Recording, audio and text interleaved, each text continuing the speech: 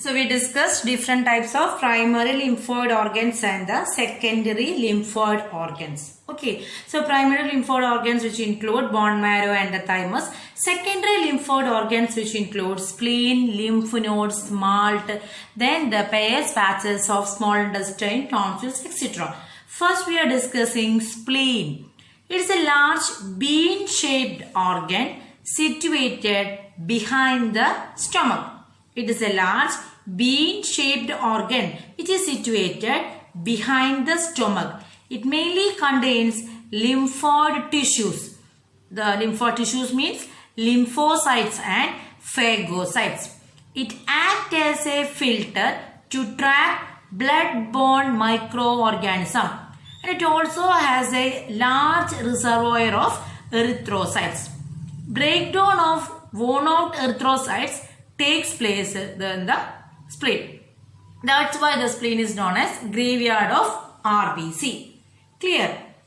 Spleen is the large bean-shaped organ situated behind the stomach. It mainly contains lymphoid tissues like lymphocytes and the phagocytes. It acts as a filter to trap blood-borne, borne spelling B-O-R-N-E, blood-borne microorganisms. It also has a large reservoir of erythrocytes. Erythrocytes means RBC. Breakdown of worn-out erythrocytes takes place in the spleen.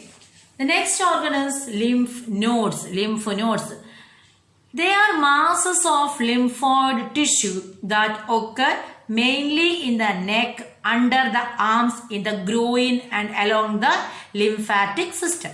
So lymph nodes are seen in the masses of lymph nodes are seen in the neck portion, under the arms, groin portion along the lymphatic system. These filter out microorganisms and other foreign particles.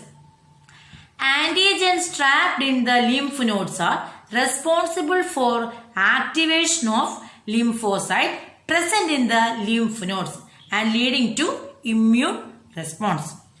Again I am repeating, antigens trapped in the lymph nodes are responsible for the activation of lymphocytes. So these lymphocytes are inactive. When the antigens are enter into our body, they start to become active. Okay, and lead to immune response. The next one is malt. M-A-L-T. Malt means mucosal associated lymphoid tissue. Mucosal associated lymphoid tissue. This is a lymphoid tissue located within the lining of the respiratory tract, digestive tract and the urinogenital tract. Okay, so that respiratory tract, digestive tract and urinogenital tract contains mucus. So this malt is present in the lining of respiratory tract, digestive tract and urinogenital tract. Malt is a type of secondary lymphoid organ. Malt, the full form of malt is mucosal associated lymphoid tissue. Mucosal associated lymphoid tissue. Malt constitutes about 50% of the lymphoid tissues in the human body. Malt constitutes about 50% of the lymphoid tissues in the human body. Clear it is? The next we are discussing immunity. The next term that we are discussing, that is immunity. What is immunity? Our body is capable of resisting the diseases causing microorganism from entering into it. Okay, the overall ability of the body of a host to fight the disease causing organism granted by the immune system is called immunity. Our body is capable of resisting the disease causing microorganism from entering into it. The overall ability of our body to fight against this microorganism, that is known as immunity. So this immunity is mainly two types. Innate immunity and the acquired immunity. Immunity is two types. Innate immunity and the acquired immunity. Innate immunity means The type of immunity present at the time of birth. Time of birth. Okay. It is non-specific. Non-specific in nature. And it includes 4 types of barriers preventing the entry of causing agents. Immunities are 2 types. Innate immunity and the acquired immunity. Innate immunity, otherwise known as natural immunity. Okay, so these innate immunities are non-specific and it is present from the birth and it inherited from our parents. Then it provides different types of barriers.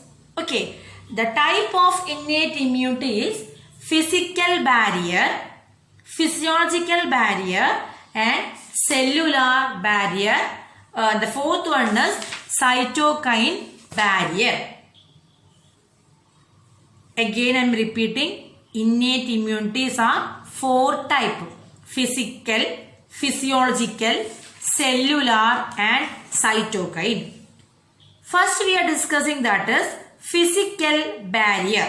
Okay, physical barriers means the skin and the mucous membrane are the main barriers that prevent the entry of microorganism.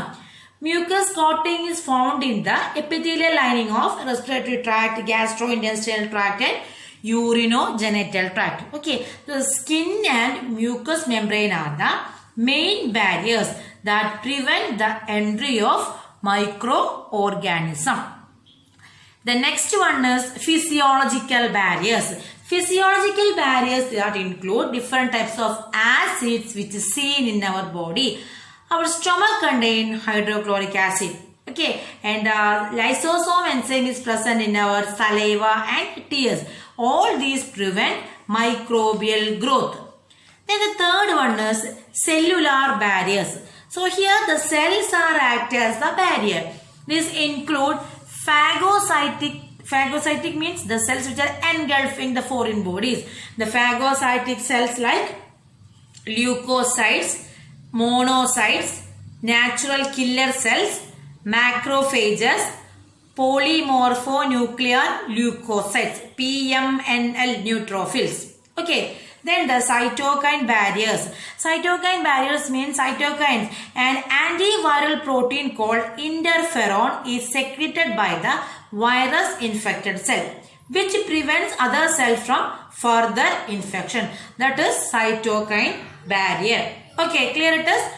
So the immunity is 2 types, innate immunity and the acquired immunity. Innate immunity, otherwise known as natural immunity. Innate immunity means the time of birth, the immunity that we are achieving, the time of birth, that is known as innate immunity. And it is non-specific. Non-specific means it is not against a particular disease or particular microorganism. That is non-specific. And it is the immunity that we are getting from our parents and inherited. Okay. Then it having different type of barrier. The first barrier that is physical barrier. Second one physiological barrier. The third one cellular barrier. And the fourth one that is cytokine barrier. Cellular barrier, cytokine barrier. Okay. Physical barrier means skin, mucous membrane are the main type of physical barrier that prevent the entry of microorganism. The mucous coating is seen in the epithelial lining of our respiratory, gastrointestinal and the urinogenital tract. Then physiological barriers means the type of acids and the enzyme. Stomach contain HCl enzyme, the hydrochloric acid, and the saliva and the tears contain lysozyme. All these have ability to prevent the microbial growth. Then the cellular barriers means the cells which act as barrier. It prevents the entry of microorganism into our body. This include leukocytes. Okay, leukocytes is a phagocytic cells like leukocytes. Then monocytes, natural killer cells, macrophages, polymorphonuclear leukocytes. polymorphonuclear leukocytes, otherwise known as PMNL. Okay, this destroys the microbes by phagocytosis. Phagocytosis means engulf the organism. The next one is cytokine barrier. Cytokine barriers means our body is forming an antiviral protein. The name is interferon. Okay, our body is preparing this protein after the virus infecting a cell, which will prevent the further infection. That's why I told you that if one time you have to suffer chickenpox, there will be less chance for getting the chickenpox again, because chickenpox is an example for a viral disease. Okay, that's the reason behind it. The virus infected cell produce an antiviral protein, interferon, which prevents other cells from further infection. Clear?